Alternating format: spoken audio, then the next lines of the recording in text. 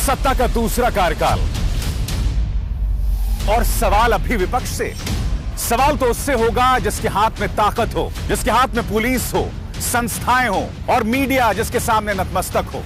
सवाल तो उससे होगा ना। हम लेकर आए खबरों का एक ऐसा शो जिसमें सवाल होंगे सीधे, बेलाग और बेबाक उनसे जो सवालों से बचते हैं, जिनके हाथ में ताकत है। बेबाक सिर्फ द लाइव टीवी पर। द लाइव टीवी, सच सबसे आगे।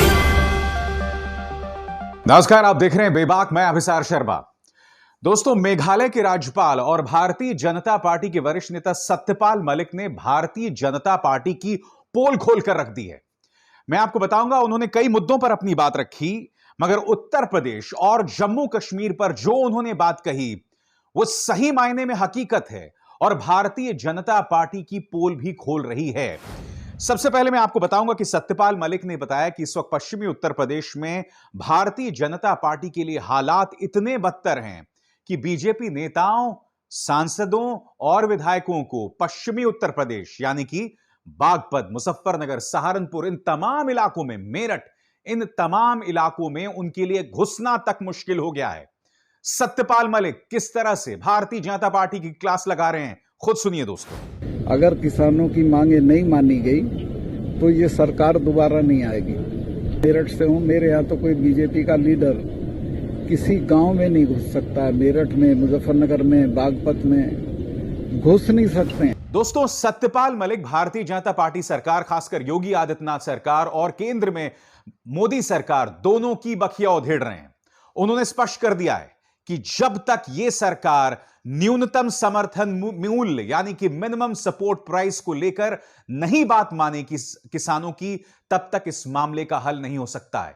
उन्होंने यह भी कह दिया कि अगर किसानों की बात नहीं मानी जाएगी तो किसानों के लिए आने वाले दिन बहुत मुश्किल होने वाले हैं और उसी के जरिए भारतीय जनता पार्टी के लिए भी किसानों के लिए मिनिमम सपोर्ट प्राइस यानी कि न्यूनतम समर्थन मूल्य के क्या मायने हैं, सुनिए क्या कह रहे हैं सत्यपाल मलिक। किसान तीनों कानून वाला मामला छोड़ सकते हैं, चूंकि सुप्रीम कोर्ट ने उसको मुलतवी कर दिया है। सिर्फ एक चीज है, उसको भी आप नहीं कर रहे। क्यों नहीं कर रहे भाई? एमएसपी के बिना तो किसानों की हालत भी नहीं, एमएसपी के बिना तो कुछ होगा ही नहीं। एमएसपी आज का नहीं है। एमएसपी जिस कांग्रेस की सभा में चरण सिंह जी ने जवाहरलाल का विरोध किया था, उस जमाने से एमएसपी की बात पास हुई है। किसानों की हालात सुधरने का एक ही है कि उनकी एमएसपी होनी चाहिए। Of course minimum support price guarantee होना चाहिए उनको। वो नहीं है तो वो बर्बाद हो जाएंगे। उससे कम पे वो समझौता भी नहीं करेंगे। तो आपसे कभी कोई बीच में मीडिएटर बनने के लिए या कभी सरकार ने कभी सोचा? सरकार ने कुछ नहीं कहा। सरकार वालों से मैं झगड़ा कर चुका हूं, कह चुका हूं आप गलत रास्ते पे हो, आप इसको सॉर्ट आउट करो। और खास तौर से सिखों के बारे में ये लोग जानते नहीं हैं। वो तो जब उन पे राज भी नहीं था। दोस्तों, इत्तेफाकन आज का वो दिन है जब किसानों ने रेल रोको आंदोलन भी किया। एक एक करके ये चार तस्वीरें देखिए। डिजिटल वेबसाइट न्यूज क्लिक की ये चार तस्वीरें, और इन चारों तस्वीरों में आप देख सकते हैं किसानों ने किस तरह से रेल की पटरी पर बैठकर प्रदर्शन किया। और वो प्रदर्शन क्यों कर रहे हैं मैं आपको बताता हूं। क्योंकि आपके स्क्रीन पर यह शख्स अजय मिश्रा, जो कि गृह राज्य मंत्री हैं, अब भी आजाद घूम रहे हैं। और जब मैं ये कह रहा हूं कि अब भी आजाद घूम रहे हैं तो उसके दो वजह है, उसके दो मायने हैं। पहला मायना, अजय मिश्रा वो शख्स है जो कि देश के गृह राज्य मंत्री हैं और उत्तर प्रदेश पुलिस ने जो एफआईआर दर्ज की है, उस एफआईआर में अजय मिश्रा का नाम है। जिसका अर्थ क्या हुआ कि अगर किसी शख्स का नाम एफआईआर में है और अगर पुलिस यह कह रही है कि अजय मिश्रा साजिश में शामिल थे किसानों की हत्या को लेकर, तो कानूनी कार्रवाई तो दूर की बात है, उन्हें गिरफ्तार करना चाहिए था, मगर अब तक नहीं हुआ। खैर, गिरफ्तार करना तो बहुत दूर की बात है दोस्तों, अब तक उन्हें अपने पद से हटाया नहीं गया है। क्योंकि मुझे ऐसा लग रहा था कि केंद्र सरकार शर्मिंदा होकर ये लोग आखिरकार अजय मिश्रा से कहेंगे कि आप अपने पद से हट जाइए, मगर उनसे इस्तीफा तक नहीं लिया गया। इसलिए किसान इस तरह से पटरी में बैठे हुए हैं और आंदोलन कर रहे हैं। और यहां पर सत्यपाल मलिक केंद्र सरकार को कड़ी चेतावनी दे रहे हैं। वो बता रहे हैं कि तुम सिखों के शौर्य को नहीं समझते हो। ये वो सिख हैं जो बगैर हथियारों के मुगलों से भिड़ गए थे।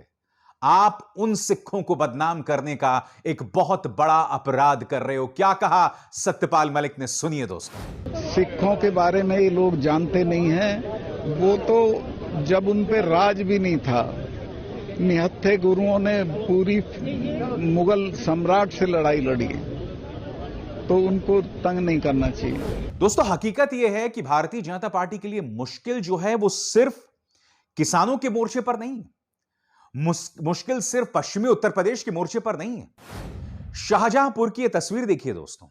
शाहजहांपुर में एक अदालत में घुसकर एक वकील को गोली मार दी गई।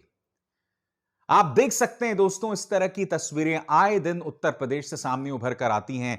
यानी कि इनसे ना किसान खुश है और लॉ एंड ऑर्डर को लेकर जो है हालात बद से बदतर होते जा रहे हैं उत्तर प्रदेश के। क्या हाथरस, क्या लखीमपुर खीरी, यानी कि रोज आप पन्ना पलटिए, आपको उत्तर प्रदेश के अंदर एक बड़ा लॉ एंड ऑर्डर प्रॉब्लम दिखाई देता है। क्या कह रही हैं इसको लेकर कांग्रेस की नेता प्रियंका गांधी वाड्रा आपके स्क्रीन पर। उत्तर प्रदेश के मुख्यमंत्री दावा करते थे कि गुंडे बदमाश प्रदेश छोड़कर भाग गए हैं। यहां तो गुंडे बदमाश कोर्ट में घुसकर वकील की हत्या कर रहे हैं। शाहजहांपुर की घटना ने एक बार फिर स्थापित कर दिया कि भाजपा राज्य में कोई आम जन सुरक्षित नहीं है और सरकार कानून व्यवस्था सुधारने की बजाय केवल झूठ का ढोल बजाने में व्यस्त है। यानी कि प्रियंका गांधी वाड्रा कह रही हैं कि योगी आदित्यनाथ के उत्तर प्रदेश न औरतें सुरक्षित हैं, न किसान सुरक्षित हैं और न वकील सुरक्षित हैं। यह हकीकत है दोस्तों, और यही हकीकत बार बार सामने उभर कर आ रही है। और मैं आपको बता दूं, किसानों के मुद्दे पर मेघालय के गवर्नर और भाजपा नेता सत्यपाल मलिक सिर्फ केंद्र सरकार की पोल खोल नहीं कर रहे हैं। उनकी पोल खोल आप जानते हैं, इनके अपने सांसद, भारतीय जनता पार्टी के सांसद वरुण गांधी ने भी कहा था। आपको याद होगा जब वो वीडियो सामने उभर कर आया था जिसमें किसानों को रौंद कर अजय मिश्रा के बेटे मोनू मिश्रा का एसयूवी निकल गया था, उनकी महिंद्रा थार गाड़ी निकल गई थी। उसके बाद वरुण गांधी ने भी कहा था कि सख्त से सख्त कार्रवाई की जानी चाहिए। मोनू मिश्रा को तो आपने गिरफ्तार कर लिया, मगर हकीकत यह है दोस्तों कि अब भी अजय मिश्रा खुला जो है घूम रहा है।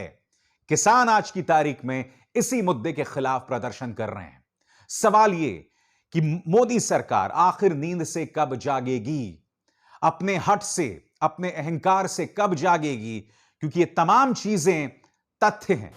तथ्य नंबर 1, आपके अपने राज्यपाल सवाल उठा रहे हैं आपकी सरकार पर। तथ्य नंबर 2, अजय मिश्रा का नाम एफआईआर में है। तथ्य नंबर 3, एफआईआर यह कहता है कि अजय मिश्रा किसानों की हत्या की साजिश में शामिल थे अपने बेटे मोनू मिश्रा के साथ। इन तमाम चीजों का क्या अर्थ हुआ? मोदी सरकार अब भी क्या इस मुद्दे से पल्ला झाड़ लेगी? और यही नहीं दोस्तों, सत्यपाल मलिक मोदी सरकार की पोल जम्मू कश्मीर को लेकर भी खोल रहे हैं। उन्होंने कहा कि जब मैं राज्यपाल था तब आतंकवादी श्रीनगर से 50 से 100 किलोमीटर आसपास नहीं भटक सकते थे, और अब क्या हो रहा है आप खुद देख सकते हैं। क्या कह रहे हैं सत्यपाल मलिक, सुनिए। हाँ, जब था तो तब कुछ नहीं हो रहा था। मानना पत्थरबाजी हो रही थी, ना नई भर्ती हो रही थी, ना कोई मर रहा था। टेररिस्ट श्रीनगर के 50 किलोमीटर के दायरे में घुसने की हिम्मत नहीं करते थे। अब तो मार रहे हैं शहर में खुले। दोस्तों, हकीकत यह है कि 1990 के बाद यह पहली बार हो रहा है जब इस तरह से लोगों को पलायन करना पड़ रहा है। आपके स्क्रीन पर यह वीडियो देखिए दोस्तों, यह कश्मीर का वीडियो है। बिहार के मजदूर मजबूर हैं कश्मीर से पलायन करने के लिए। आज मैं सरकार से यह सवाल पूछना चाहता हूं, मोदी सरकार से यह सवाल पूछना चाहता हूं, इस तस्वीर के लिए जिम्मेदार कौन है? आखिर आप कब तक इस तस्वीर के लिए उदारवादियों को या उन पत्रकारों पर इसका दोष मढ़ेंगे जो आपसे सवाल करते हैं? आपकी पोल खोल रही है यह तस्वीर। अब मैं आपको सुनवाना चाहता हूं एक बेबस मजदूर की आवाज। वो मजदूर इस सरकार की पोल खोल रहा है। वो कह रहा है कि 35 साल तक हमने ये मंजर कभी नहीं देखा। सुनिए इस मजदूर की बात। अभी जो हम बिहार जा रहे हैं कोई मजबूरी नहीं है, मगर हम तो डर के मारे जा रहा हूँ ना। कभी ये कहानी होता है, कभी वो कहानी होता है। मतलब 35 साल के दरमियान में कभी नहीं हुआ था ऐसा कहानी जो अभी हो रहा है। इस दरमियान में क्या करेंगे? इंसान को तो जान से प्यारा तो नहीं है ना पैसे। यह मजदूर एक अरसे से कश्मीर में काम कर रहा था और अब जाके इससे पलायन करना पड़ रहा है। मगर मैं इस सवाल पूछना चाहता हूं कि यह मीडिया आखिर सवाल क्यों नहीं करता, सत्ता से सवाल क्यों नहीं करता? इस मीडिया की क्या हालत है दोस्तों, मैं आपको एक छोटी सी मिसाल देना चाहता हूं। टीवी 9 नाम का यह न्यूज चैनल एक कार्यक्रम चला रहा है जिसमें यह कह रहा है कि भाई पाकिस्तान के साथ वनडे मैचेस नहीं होने चाहिए।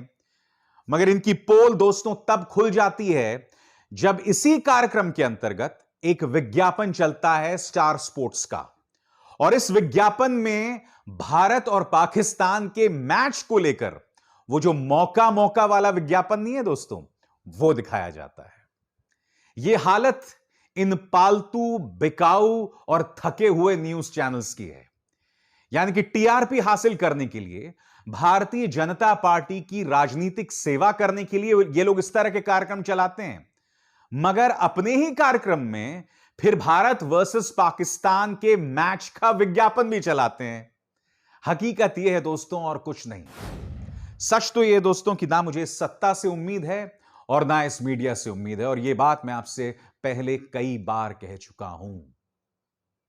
मगर अफसोस यह है कि आने वाले वक्त में उत्तर प्रदेश का चुनाव है, हालात सुधरने नहीं वाले हैं, क्योंकि बीजेपी जानती है कि जीत के लिए सिर्फ एक ही रास्ता है, किसी तरह से हिंदुओं और मुसलमानों में तनाव पैदा करो, किसी तरह से कश्मीर के अंदर पारे को बढ़ाओ ताकि उसकी खेती हम वोटों के लिहाज से उत्तर प्रदेश और उत्तराखंड में कर सकें। अभिसार शर्मा को दीजिए इजाजत। नमस्कार। द लाइव टीवी, सच सबसे आगे।